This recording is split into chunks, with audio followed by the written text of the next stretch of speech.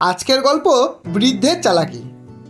একবার এক বৃদ্ধ ভদ্রলোক লোকাল ট্রেনে চেপে এক আত্মীয়ের বাড়ি যাচ্ছিলেন। ঘন্টা তিনেকের রাস্তা বলে তিনি সঙ্গে নিয়ে আসা একটি বই খুলে পড়ছিলেন। কিছুক্ষণ পরেই ট্রেনের কামরায় 18-20 বছর বয়সী কয়েকটি ছেলে উঠল এবং যথারীতি তারা উচ্চস্বরে গল্পগুজব করতে শুরু করে দিল, যার ফলে বৃদ্ধ ভদ্রলোক কিছুতেই বইতে মনোনিবেশ করতে পারছিলেন না।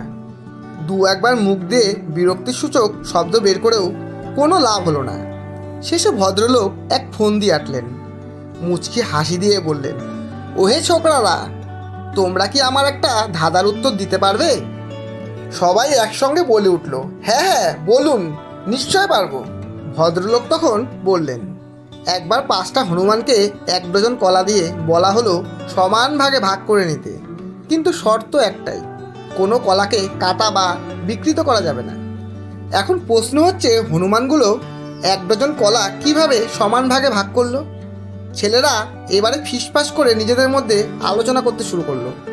কেউ কেউ আবার চুপ করে বসে মনে মনে ভাবতে লাগলো।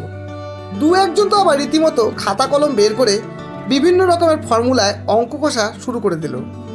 এদিকে ভদ্রলোক নিশ্চিন্তে মনের সুখে বই পড়তে লাগলেন। এরপর ঘন্টাখানেক পরে নিজের স্টেশন এসে যাওয়ায় ভদ্রলোক বই ব্যাগে ঢুকিয়ে সিট ছেড়ে উঠে পড়লেন। নামার আগে দরজার সামনে দাঁড়িয়ে বৃদ্ধ ভদ্রলোক জানতে চাইলেন, কী হে ছোকরারা, পারলে উত্তরটা?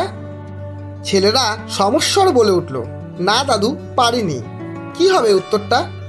ততক্ষণে বৃদ্ধ ভদ্রলোক ট্রেন থেকে নেমে পড়েছেন। পেছন ফিরে বললেন, পারবে কি করে, হনুমানগুলোও তো পারেনি। ধন্যবাদ। গল্পটি যদি ভালো লাগে একটা লাইক অবশ্যই দেবেন এবং বন্ধু ও প্রিয়জনদের শেয়ার করে চ্যানেলটি সাবস্ক্রাইব করে পাশে থাকবেন।